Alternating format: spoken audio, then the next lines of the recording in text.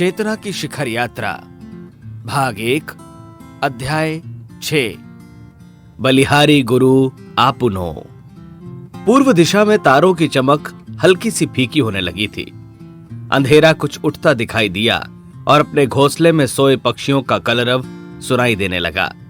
तभी श्रीराम अपनी पूजा कोठरी में आसन बिछाने लगे। बैठकर अपवित्रः पवित्रो वा सर्वावस्थाम गतोपि वा मंत्र पढ़ते हुए प्रातःकालीन संध्या का उपक्रम कर रहे थे। गांव में वैसे भी लोग जल्दी उठते हैं। गायों का रंभाना सुनकर लोगों को अनुमान हो जाता है कि रात का चौथा पहर ढलने लगा है। सूर्य देवता का रथ प्राची में उतरने को ही है। उसके आगमन की सूचना दूर क्षितिज में हल्की सी आभा के रूप में मिलने लगती। लोग उठकर कुल्ला करते, खाली पेट पानी पीते और दिन में किए जाने वाले कार्यों के बारे में सोचते। सामान्य लोग जिस समय उठकर अंगड़ाई लेते हुए यह सब करते थे, उस समय श्रीराम ऋषि युग से चले आ रहे संध्या का कार्यक्रम शुरू कर चुके होते थे। 6-7 साल की उम्र से ही सुबह जल्दी उठते और ध्यान धारणा के अभ्यास में लग जाते। मंत्र दीक्षा के बाद इसमें और भी क्रियाएं जुड़ी। महामना मालवीय जी ने मंत्र दीक्षा के समय विधि विधान समझाया था, यह भी कि संध्या वंदन दोनों समय होना चाहिए।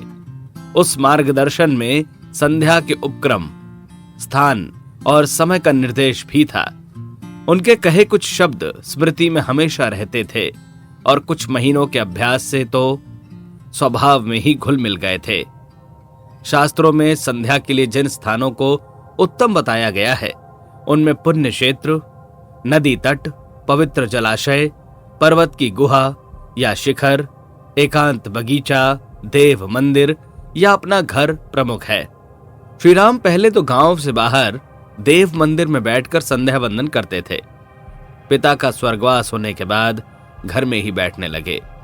विशाल हवेली के एक कमरे में पूजा स्थान बना लिया। कमरे का दरवाजा पूर्व दिशा में खुलता था। दरवाजे के बाहर तुलसी का बिरवा था।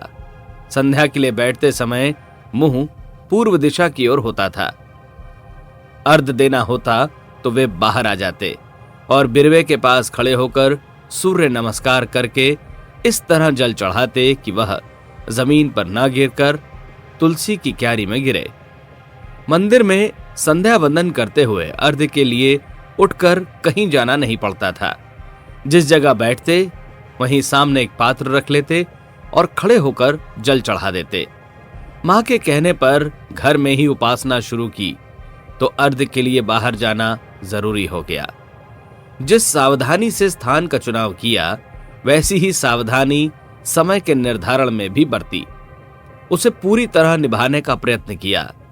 प्रातः संध्या सुनहरा सूर्य उदय होने से पहले आरंभ हो जानी चाहिए और सायंकाल की संध्या सूर्यास्त से पहले। श्रीराम सुबह 4 बजे उठ जाते।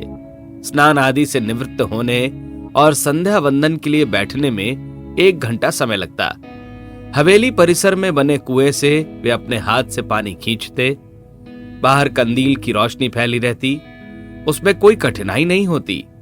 हवेली के लोग हालांकि जग जाते थे, फिर भी श्रीराम इस बात की पूरी सावधानी बरतते थे कि बाल्टी रखने या पानी गिराने की आवाज नहीं हो। चुपचाप स्नान से निपट जाते। किसी को आहट तक नहीं होती थी। संध्या आरंभ करने के बाद श्रीराम जप और ध्यान में पूरी तरह तन्मय हो जाते थे। अवधि की दृष्टि से उनकी संध्या 40 मिनट में संपन्न हो जाती थी, लेकिन इस अवधि में भी उनकी तन्मयता पूरी होती थी।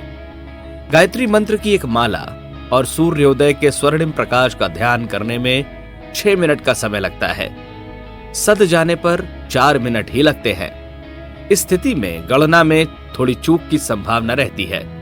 गायत्री दीक्षा लेने के बाद श्रीराम 5 माला सुबह और 2 माला शाम के समय जपते थे। तन्मयता इतनी रहती थी कि भूल चूक की गुंजाइश ही नहीं बचती। प्रातः साय की संध्या में कुल मिलाकर 1 घंटा समय लग जाता। ध्यान धारणा का क्रम जप के बाद भी यथा समय चलता रहता। संवत 1983 की वसंत पंचमी थी। अंग्रेजी तारीख के अनुसार 18 जनवरी 1926 का दिन। श्री राम की आयु लगभग 15 वर्ष हुई होगी। वे संध्या बंदन कर रहे थे। गायत्री जप करते हुए तन्मय अवस्था थी। सुखासन से बैठे श्री राम के सिर्फ होठ हिल रहे थे, मुंह से कोई ध्वनि नहीं हो रही थी। जबकि उपांशु अवस्था थी, जिसमें होठ तो हिलते हैं, मुख के भीतर स्वर यंत्रों में भी स्फुरण होता रहता है, लेकिन ध्वनि नहीं होती। मुंह बंद कर मानस जप में अधिक समय लगता है और विस्मरण की आशंका भी रहती है। मालवीय जी ने इसलिए उपांशु जप को वरीयता दी थी। इस जप के साथ पूर्व दिशा में उग रहे सविता देवता का ध्यान, बंद नेत्रों से भ्रुकुटी में जो क्षितिज दिखाई दे रहा है वही जैसे उदयाचल है। भ्रूमध्य की आकृति भी ऐसी ही बनती है जैसे पर्वतों के दो गोलार्ध मिल रहे हों और उनके संधि स्थल पर नए आलोक का उदय होता हो। उदित हो रहे आलोक के समय चेतना जगत में स्वर्णिम आभा फैलने लगी। प्रकाश की चादर बिछती चली जा रही है। अपना अस्तित्व निसर्ग के इस विस्तार से अभिभूत हो रहा है।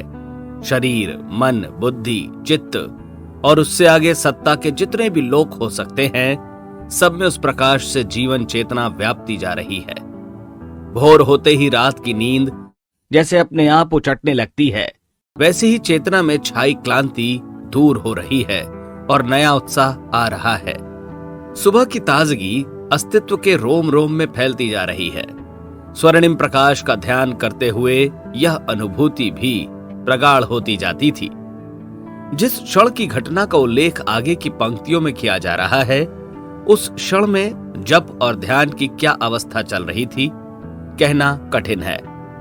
जिस तरह के उल्लेख मिलते हैं उनमें वह अवस्था मनोमय की ही कही जा सकती है। इस अवस्था में चित्त संकल्प विकल्प से मुक्त हो जाता है। योग शास्त्रों में निर्वात निष्कंप दीप शिखा कहते हुए ही ऐसे चित्त का वर्णन किया गया है। वायु रहित स्थान में जलते हुए दीपक की लौ जिस तरह नहीं कांपती, उसी तरह हमेशा कांपने और डोलने रहने वाला चित्त भी संकल्प विकल्प के वेगों का अभाव हो जाने से स्थिर हो जाता है। कुछ योगियों के अनुसार यह ध्यान में गहरे उतरने और समाधि के समीप पहुंच जाने की अवस्था है।